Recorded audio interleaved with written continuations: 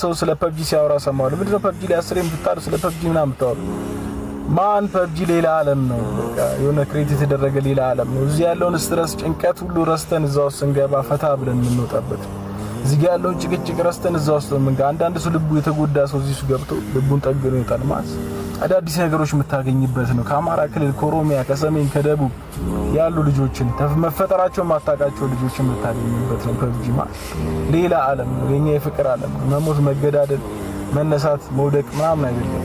ሌላ ዓለም አለ። የመዋደድ ማለት ስትገባ የምትልክለት አንድ ሰው ሊኖር ይችላል። እሱን በጣም ስለምትወደው ነው እና በጣም ቤተሰባዊ ስሜት እንዲሰማህ የሚያደርግ ካለው ጭቅጭቅ ካለው ጭንቀት በፈተና በቤተሰብ በችግር በኑሮ ምናምን የምታያቸው ነገሮች ፐብጂ ላይ ገብተህ ትረሳዋለህ። አንዳንድ ሰው እንደ ፐብጂ ላይ ተጥዳችሁ ትላላችሁ አሁን እንላለን ማለት እዚህ ጋር የምናየው ማናያቸው የሚገራርሙ ቀሽት የሆኑ ጀለሶቻችን ምን ፈልግ ነው የሚገባው ማለት አንዳንዴ ደክማ በሰዎች ተከበሰው የምፈልግ